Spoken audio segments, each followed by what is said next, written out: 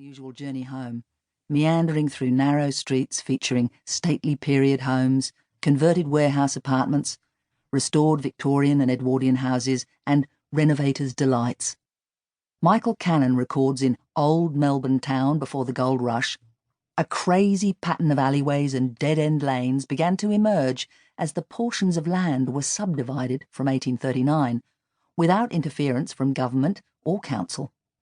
Richmond was not so badly affected as the Collingwood, Abbotsford area, but even today it remains a patchwork of crowded little streets divided by narrow main roads.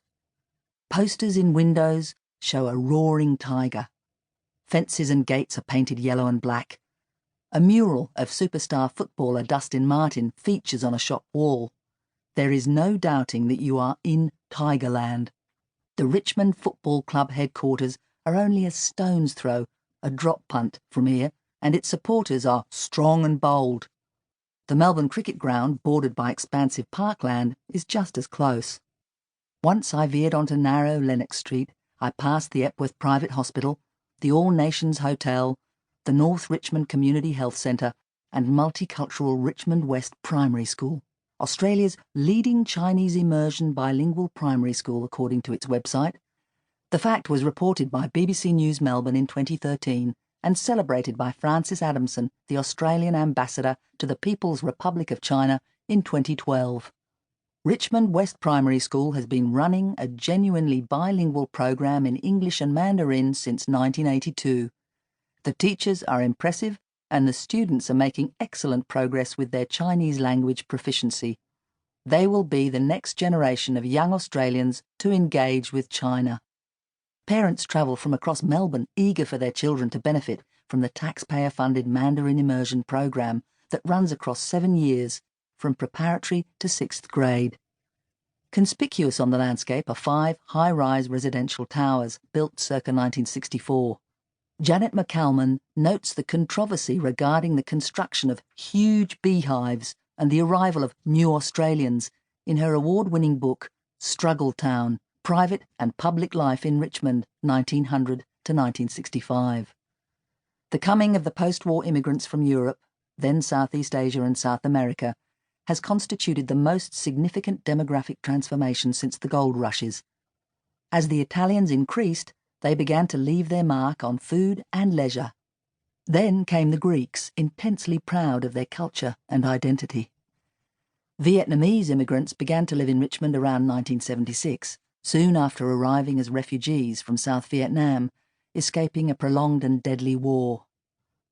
In the early 1980s, Vietnamese Australians started to establish small businesses on Victoria Street, introducing the community to cheap, exotic delights such as pho, banh mi, and noodles. The laid-back eateries are adorned with golden, glistening roast ducks hanging in windows, attracting patrons from across Melbourne and regional Victoria. There is no shortage of devotees of the Vietnamese dishes in this famous foodie strip, affectionately known as Little Saigon. In the 1980s, the busyness of Victoria Street and the surrounding precinct was amplified by the burgeoning illicit drug market, mainly heroin.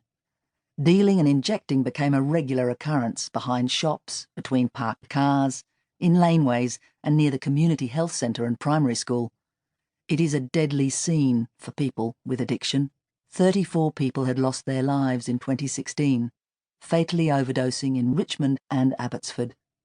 2 Victorian coroners, Jackie Hawkins and Audrey Jamieson, had recommended in February and May 2017, respectively, that the state government should establish a safe injecting facility in North Richmond to manage the crisis. It was around 3 p.m. that day in May when my walk came to the bustling, charming and somewhat grungy Victoria Street, the main thoroughfare that delineates Richmond on the south side from Abbotsford on the north. Warmed by the autumnal sun, I relished the mouth-watering aromas coming from the Vietnamese restaurants, which were interspersed with vacant shops plastered with for lease signs. I prefer Victoria Street in the cooler months. On scorching summer days, the combined stench of melting bitumen and acrid sparks from hot metal on metal as trams hurtle along their tracks completely overwhelms the smell of food. I was lost in my thoughts about what we would cook for dinner and other